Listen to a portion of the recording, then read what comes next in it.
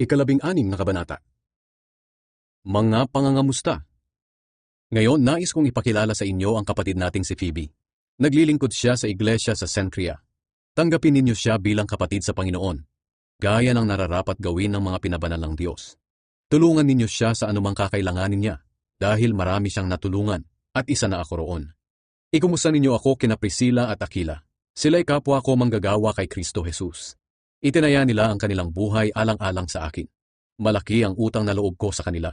At hindi lang ako, kundi pati na rin ang lahat ng iglesyang hindi Hudyo.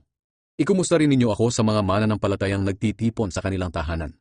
Ipaabot din ninyo ang pangangamusta ko sa minamahal kong kaibigan na si Epenetus. Siya ang unang sumampalataya kay Kristo Jesus sa probinsya ng Asya. Ikumusta niyo rin ako kay Maria na nagsikap ng husto para sa inyo. Kumusta rin kina Adronicus at Junias, mga kapwa kong Hudyo at nakasama ko sa bilangguan. Nauna silang naging Kristiyano kaysa sa akin, at kilalang-kilala sila ng mga apostol. Ikumusta niyo rin ako sa minamahal kong kaibigan sa Panginoon na si Ampliatus. Kumusta rin kay Urbanus na kapwa ko manggagawa kay Kristo, at ganoon din sa minamahal kong kaibigan na si Stachys. Kumusta rin kay Apeles na isang subok at tapat na lingkod ni Kristo. Kumusta rin sa pamilya ni Aristobulus, sa kapwa ko Hudyo na si Herodion, at sa mga kapatid sa Panginoon sa pamilya ni Narcissus. Ikumusta niyo rin ako kina Trifena at Trifosa na masisipag na manggagawa ng Panginoon. Kumusta rin sa minamahal kong kaibigan na si Persis, malaki ang naitulong niya sa gawain ng Panginoon. Kumusta rin kay Rufus na isang mahusay na lingkod ng Panginoon. Kumusta rin sa kanyang ina na para ko na ring ina. Ikumusta rin ninyo ako kina Asincritus, Phlegon, Hermes, Patrobas, Hermas at sa mga kapatid na kasama nila. Kumusta rin kina Philologus, Julia, Nereus at sa kapatid niyang babae na si Olimpas, at sa lahat ng pinabanal ng Diyos na kasama nila. Magbatian kayo bilang mga magkakapatid kay Kristo. Kinukumusta kayo ng lahat ng iglesia ni Kristo rito.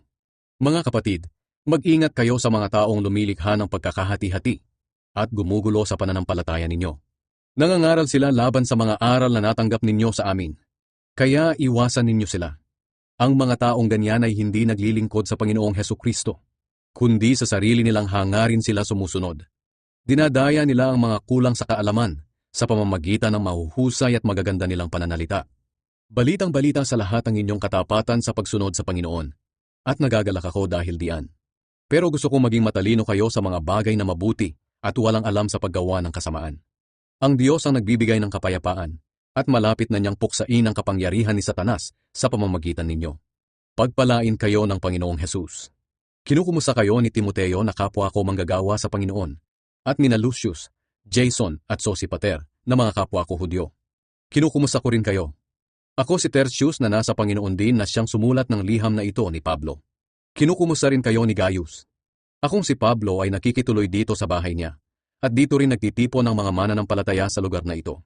Kinukumusta rin kayo ni Erastus na tresorero ng lungsod at ng ating kapatid na si Quartus. Pagpalain kayong lahat ng ating Panginoong Hesukristo. Amen.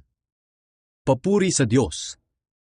Purihin natin ang Diyos na siyang makakapagpatibay sa pananampalataya ninyo ayon sa magandang balita na ipinangaral ko sa inyo. Ang magandang balita tungkol kay Hesukristo ay inilihim ng matagal na panahon, pero ipinahayag na ngayon sa pamamagitan ng mga isinulat ng mga propeta. Ito'y ayon sa utos ng walang kamatayang Diyos, para ang lahat ng tao ay sumampalataya at sumunod sa Kanya. Purihin natin ang Diyos na tanging nakakaalam ng lahat.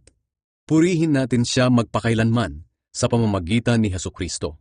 Amen.